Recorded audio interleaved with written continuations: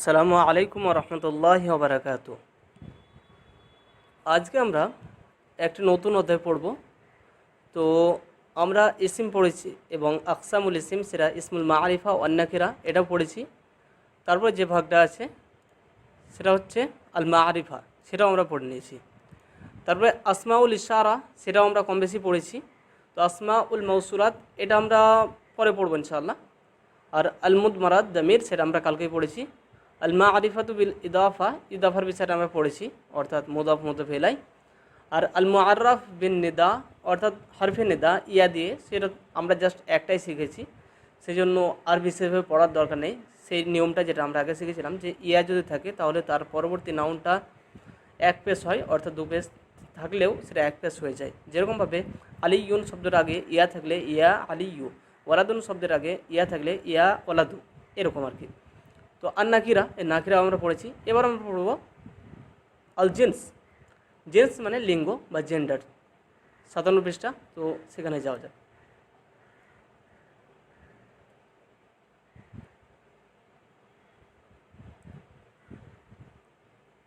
ওকে, আদারসুর রাবে আল jeans, লিঙ্গ বা genders.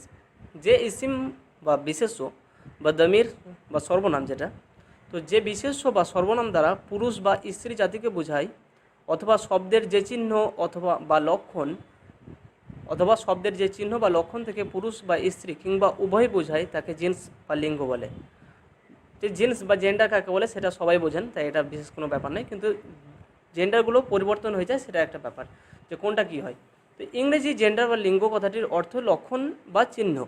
যে শব্দ দ্বারা কোনো নাউন, বিশেষ্য বা সর্বনাম, সর্বনামের পুরুষ, স্ত্রী বা এদের কোনোটি নয় বা অচেতন পদার্থ ইত্যাদি বোঝায়, তাকে জেন্ডার বলে। ওকে, মানে যে কোনো নারী পুরুষ হোক বা সেটা মধ্যে না পড়ুক, যে কোনো আওতায়, তো সেই দিকের বিষয়টা হচ্ছে জেন্ডার। তো যাই হোক, জেন্ডার কী সেটা নিয়ে বিশেষ ঝামেলা নেই। ঝামেলা হচ্ছে যে কয় প্রকার, সেটা মূল বিষয়।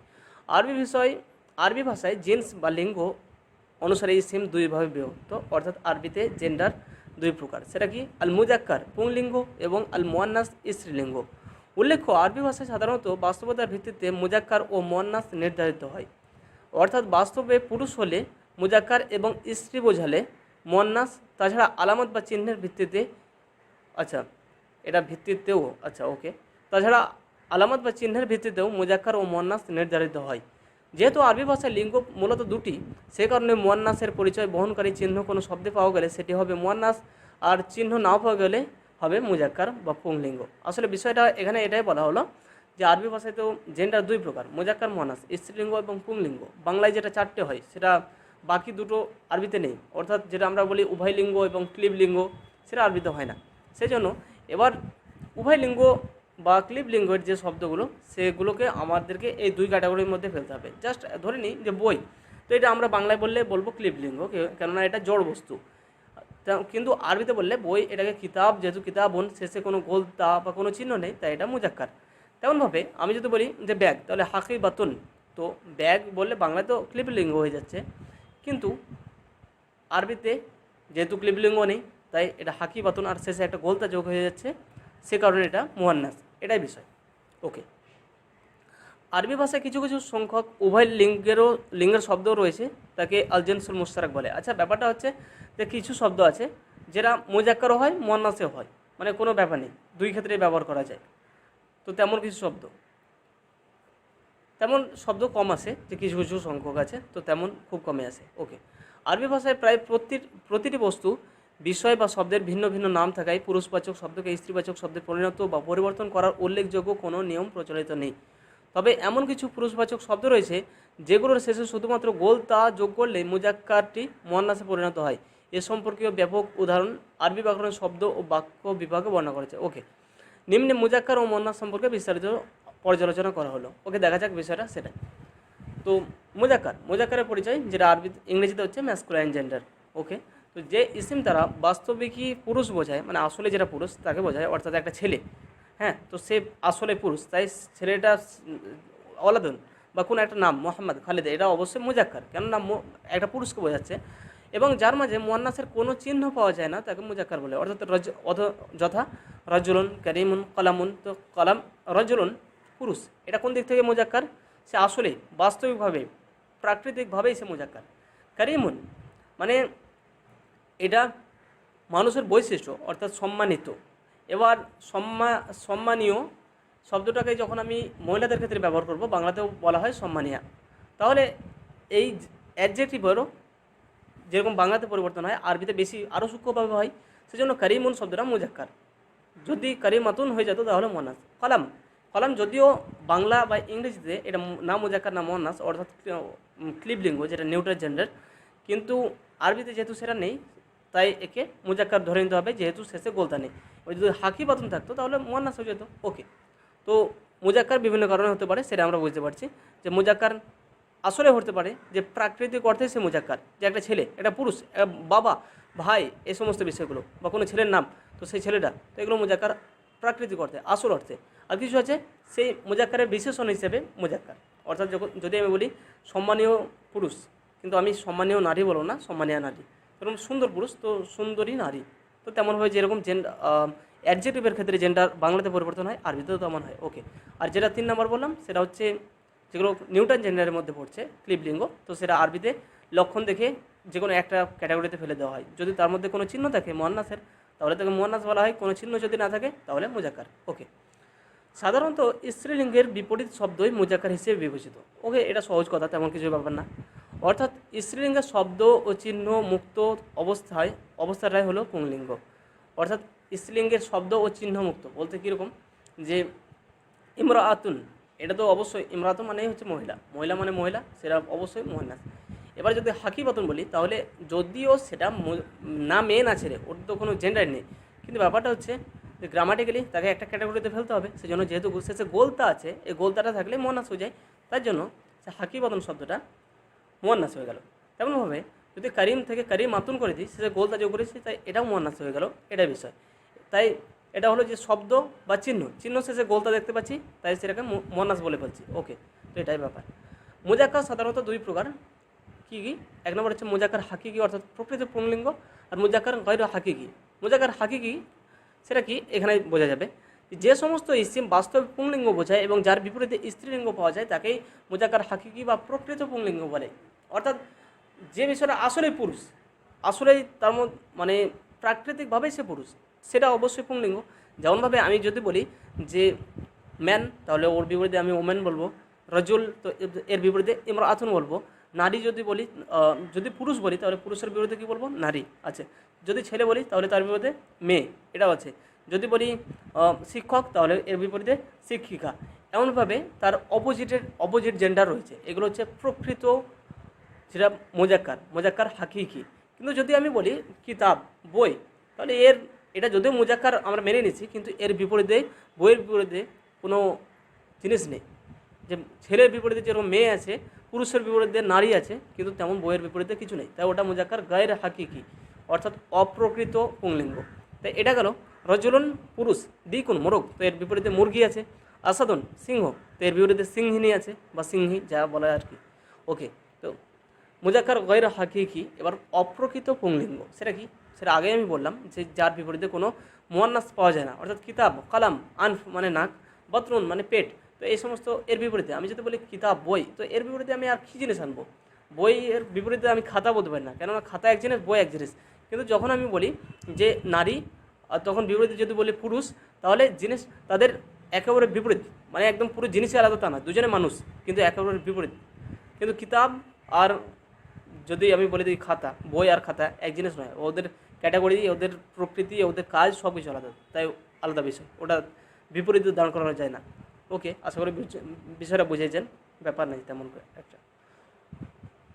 তারপর মুয়ান্নাস স্ত্রীলিঙ্গের পরিচয়, অর্থাৎ মুয়ান্নাসের পরিচয় কীরকম? ফেমিনাইন জেন্ডার, যেটা যে সকল শব্দ দ্বারা মহিলা বোঝায় এবং বা যে শব্দের শেষে স্ত্রীলিঙ্গের প্রকাশ্য বা উজ্জ্ব কোনো চিহ্ন থাকে তাকে মুয়ান্নাস বলে। যেমনভাবে সাজারাতুন ফাতেমাতু মারিয়ামু, এখানে কয়েকটা বিষয়। মারিয়ামু এর শেষে কোনো চিহ্ন নেই, গোলতা নেই, কিচ্ছু নেই, কিন্তু মারিয়াম বলতে কখনো শুনেছেন যে এটা কোনো ছেলের নাম? কখনোই হয় না, তাই মারিয়াম এমনি মেয়ে, ব্যাস। ফাতেমাতু, এটা ফাতেমা কখনো ছেলেদের নাম হয় না প্রথমত, আর দ্বিতীয় হচ্ছে ফাতেমাতু শেষে গোলতাও আছে, তাই এটা প্রকৃত অর্থে এবং চিহ্ন দেখে দুইভাবে বোঝা যাচ্ছে যে এটা মুয়ান্নাস, নারী। সাজারাতুন গাছ, আমরা বাংলা যদি গাছ বলি তাহলে এটা না পুরুষ না স্ত্রী, বরং এটা ক্লিবলিঙ্গ। তাই কিন্তু আরবিতে সাজারাতুন শেষে গোলতা ব্যবহার করা হয়েছে, তাই এটা মুয়ান্নাস হয়ে যাচ্ছে, জাস্ট একটা চিহ্নর কারণে, প্রকৃত অর্থে বা প্রাকৃতিকভাবে নয়। ওকে, মুয়ান্নাসের শ্রেণী বিভাগ। আরবি ভাষায় মুয়ান্নাস বা স্ত্রীলিঙ্গকে 3 ভাগে বিভক্ত করা হয়েছে, যথাক্রমে নিম্নে উল্লেখ করা হলো। ওকে, 1 নম্বর মুয়ান্নাস হাকিকি, প্রকৃত স্ত্রীলিঙ্গ। তাহলে কি, যেরকম মুজাক্কার হাকিকি হয়েছিল প্রকৃত পুংলিঙ্গ, অর্থাৎ যার বিপরীতে কোনো মুয়ান্নাস আছে সেটা প্রকৃত পুংলিঙ্গ ছিল, তেমনভাবে প্রকৃত স্ত্রীলিঙ্গ কি, যার বিপরীতে কোনো পুংলিঙ্গ আছে, একই বিষয়। যেমন মারিয়ামও, যা দ্বারা বাস্তবে মহিলা বোঝায়, এবং ইমরাতুন এর বিপরীতে রাজুলুন, নাকাতুন এর বিপরীতে জামালুন ইত্যাদি এই শব্দগুলো আছে। মানে ব্যাপারটা হচ্ছে মারিয়াম যখন বলা হয় প্রকৃত মানে কি বলবো স্ত্রীলিঙ্গ, কেননা মারিয়াম মানে মেয়ে, একটা মেয়ে, আর মেয়ের বিপরীতে ছেলে আছে। তারপরে নাকাতুন মানে হচ্ছে উটনি, আর এই উটনির বিপরীতে কী আছে, উট আছে, জামালুন মানে উট। তো নাকাতুন এবং জামালুন, একটা হচ্ছে উটনি আর একটা উট, তাহলে একে অপরের বিপরীত। এই জিনিসটা যখন বিপরীত পাওয়া যাচ্ছে, তখন মুয়ান্নাসের বিপরীত যখন স্পষ্টভাবে পাওয়া যায়, তখন সেই মুয়ান্নাসটা হচ্ছে মুয়ান্নাস হাকিকি। এবার মুয়ান্নাস লফজি, সেখানে ছিল শুধু মুজাক্কার হাকিকি আর মুজাক্কার গায়র হাকিকি, কিন্তু এখানে আর একটা বিষয় বাড়িয়ে দিয়েছে, মুয়ান্নাস লফজি। আসলে বিষয়টা হচ্ছে এখানেও মুয়ান্নাস হাকিকি আর মুয়ান্নাস গায়র হাকিকি ছিল, আর মুয়ান্নাস গায়র হাকিকির এবার দুটো ভাগ, একটা হচ্ছে মুয়ান্নাস লফজি আর একটা হচ্ছে মুয়ান্নাস সিমাহি। ওকে, তো মুয়ান্নাস লফজি সেটা কি, মুয়ান্নাস লফজি ওই ইসিমকে বলে যার বিপরীতে না কোনো প্রাণীবাচক পুংলিঙ্গ আছে, না তা বাস্তবে স্ত্রীলিঙ্গ, বরং তাকে স্ত্রীলিঙ্গ হিসেবে ব্যবহার করা হচ্ছে। অর্থাৎ উদাহরণ দেখলেই বোঝা যাবে। আর এ ধরনের ইসিম বা স্ত্রীলিঙ্গের শেষে বা এ ধরনের ইসিমের শেষে স্ত্রীলিঙ্গের একটি চিহ্ন থাকে, যথা হাদিকাতুন, সাজারাতুন, যুলমাতুন, কুওয়াতুন। যুলমাতুন মানে অন্ধকার, কুওয়াতুন মানে শক্তি। ওকে, তো হাদিকাতুন মানে বাগান, এর বিপরীতে আমি কি বলবো, কোন স্ত্রীলিঙ্গ কোন পুংলিঙ্গ শব্দ ব্যবহার করব? সাজারাতুন গাছ, এর বিপরীতে আমি কোন শব্দ ব্যবহার করব? কিছু নেই। তাই এর বিপরীতে তো কিছু নেই, কিন্তু জাস্ট শেষে গোলতা আছে, এই গোলতাটা দেখে আমি বুঝে যাচ্ছি যে এটা হচ্ছে মুয়ান্নাস, তাই এটা মুয়ান্নাস গায়ের হাকিকির মধ্যে, আসল নয়। আরেকটা হচ্ছে মুয়ান্নাস লফজির অপর নাম মুয়ান্নাস কিয়াসি বা নিয়ম ভিত্তিক স্ত্রীলিঙ্গ। মানে নিয়ম ভিত্তিক কেন, কারণ শেষে একটা গোলতা যোগ করে দেওয়া হচ্ছে এবং সে স্ত্রীলিঙ্গ হয়ে যাচ্ছে, তাই নিয়ম ভিত্তিক। আরেকটা হচ্ছে যে মুয়ান্নাস সিমাই, অর্থাৎ মুয়ান্নাসও 2 প্রকার, একটা হাকিকি আর একটা গায়ের হাকিকি। এবার গায়ের হাকিকি 2 প্রকার, মুয়ান্নাস লফজি আর মুয়ান্নাস সিমাই বা সামাই, শ্রবণ ভিত্তিক স্ত্রীলিঙ্গ। অর্থাৎ যে ইসিম দ্বারা বাস্তবে স্ত্রী বোঝায় না এবং যার মাঝে মুয়ান্নাসের কোনো আলামত বা চিহ্নও পাওয়া যায় না, বরং আরবদের থেকে শুনে শুনে স্ত্রীলিঙ্গ বলে জানা গেছে, সে সকল ইসিমকে মুয়ান্নাস সামাই বলে। মানে যেরকম দেখা যাক, দারুন মানে ঘর, আইনুন মানে চোখ, শামসুন মানে সূর্য, ইয়াদুন মানে হাত, রিজনুন মানে পা, উজনুন, আরদুন, নাফসুন ইত্যাদি। এই শব্দগুলোর শেষে আমি যদি বলি বাড়ি, ঘর, হ্যাঁ, বাড়ির আরবি বাইতুন একটা হয় আর একটা দারুন হয়, তাই বাইতুন সেটা মুজাক্কার, কিন্তু দারুন এটা মুয়ান্নাস।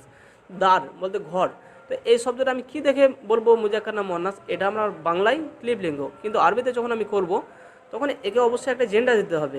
এবার আমি যেহেতু শেষে কোনো গোলতা নেই, তখন আমি বলে দেবো এটা মুজাক্কার, কিন্তু না, এটা মুজাক্কার নয়, বরং এগুলো হচ্ছে এক একটা এক্সেপশন, যে এর তো কোনো নিয়ম নেই, এর কোনো চিহ্নও নেই, এবং প্রাকৃতিকভাবেও এ কোনো মুয়ান্নাস নয়, কিন্তু তারপরেও মুয়ান্নাস ব্যবহার করা হয়, জাস্ট আরবরা তেমনভাবে ব্যবহার করে আসছে, তাই এগুলো মনে রাখতে হয় বিশেষভাবে।